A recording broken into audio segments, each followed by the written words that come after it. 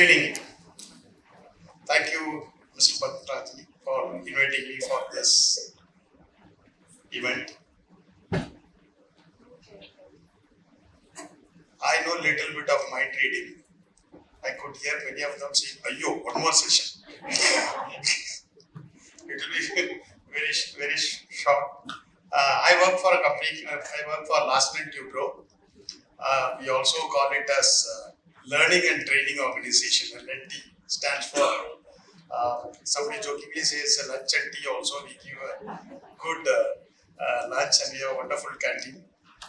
We have more than 18 physical training centers, right from LDA Lodawala, where we do the Leadership Development Academy, and we have CTM Madh, Mysore, and we have any specialized area, if you say Rail Academy, Tunnel Academy, Safety Innovation School.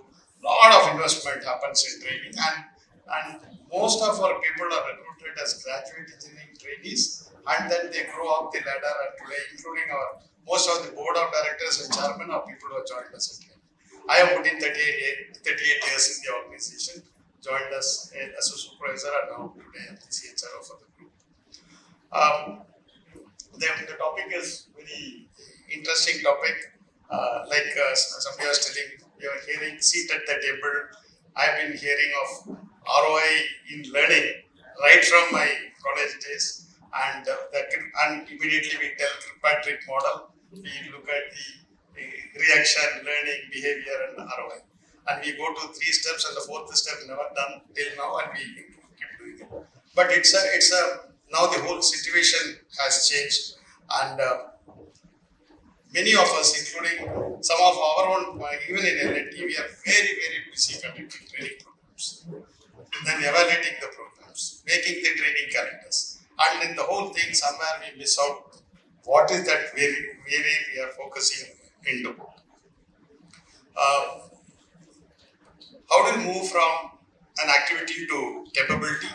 How do you move from programs to performance? How do you move from events to outcomes? That is the most. So we start with the end in mind. For example, we have our 5-year Lakshya program where we look at next 5 years.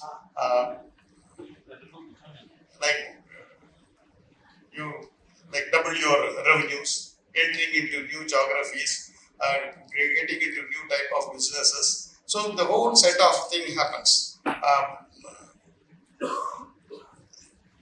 Getting into improving the productivity, so bringing in digital transformation, getting into the sustainability, ESG areas. So a lot of priorities come there. So once that is arrived at, then we look at backward. If I have to reach there, I'll take one simple example of we predominantly do projects. For a project like Metro, we need a project director. So if we are having 10 projects and tomorrow in 5 years I have to double my revenues, need not be 10 project directors. I'm taking only one sector project directors. I may require around, not 20, maybe require around 15, 16 project directors I may require, because the scale and size of the projects may move up, so I need that. Then if I look at today, how many of my project directors will retire within this period? Okay, so that moves up. So which is my pipeline? How do I get those project directors there? That is the final outcome, right? If I am not able to develop those people there, then the entire effort is gone. So we look at a project development academy. Right from the entire hierarchy of people, we look at each level. Who are the top talent performers? Look at we design the program at a progressive level, and we don't focus predominantly into. I strongly believe learning takes place as 70-20-10. 70% of the thing happens actually at the job. 20% during interaction and with the other mentoring, coaching, etc. And actual 10% is the real input of learning and development or things which we give. So when you are designing a training program, it is not just design a training over. So we predominantly get into journey programs. So identify earlier we have a program, then we search for people to attend the program. program. Today we identify the people and then design what is the program required, what is the journey which we have to take them through.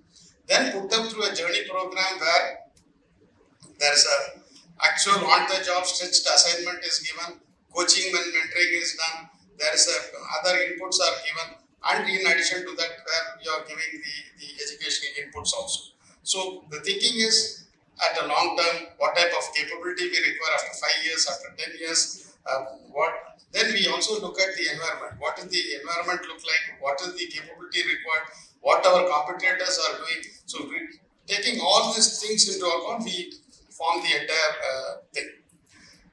Next most important I feel is the culture is one important aspect in terms of learning and development. How the whole learning is seen as an investment or as an expense. So in L&D when I look at it, it is, I have never seen L&D budgets cut at all.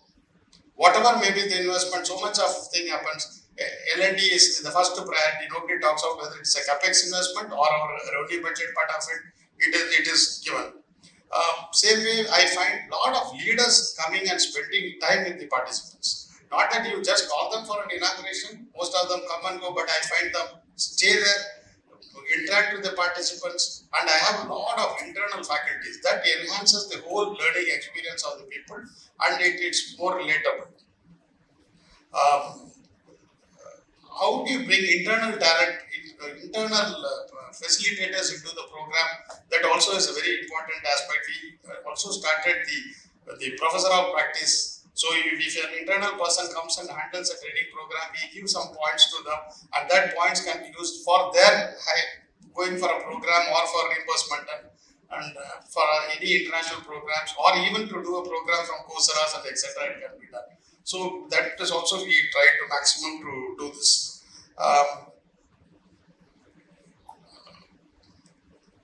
And we strongly feel that today, looking at the India growth story, or looking at the availability of jobs today our order backlog is more than 7.5 lakh crores. One thing which can stop organization like L&T or Reliance or whichever big organization will be the availability of talent. So it is the L&D people have a strong responsibility of identifying what type of talent required, how do you plan, and identifying them at a very, very junior age, right from GT, from at the level of executive or the starting person, manager itself, identify them, put them through a fast track and see that they reach. Our one more target is, today when I look at my general managers or vice presidents or even executive vice president, almost some are there at the age of 52, 55, and somebody is almost in that. So how do we bring them at the age of 40, 45 to that level, so that they have a 10-year runway to look at it. So that is another area which we are focusing on putting it together. As Madam was talking about AI, it is creating a revolution part of it, and content. If you look at tools like Notebook, LLM, and etc., you just load anything and your ChatGPT is ready. You can prepare a presentation, you can prepare a quiz, you can prepare a training material. So that it is changing in a such fast pace. So I strongly look at L&D as a strategic enabler. He is a person who builds the organization tomorrow, and definitely you are at a very, very prime role, taking not only your organization to the future, also the nation to the future. Thank you very much for the opportunity. Before I stop, let me give advance congratulations to all the teams which are winning the award today. Wish you all the very best, and whoever is not getting the award, wish you the next time. Thank you very much.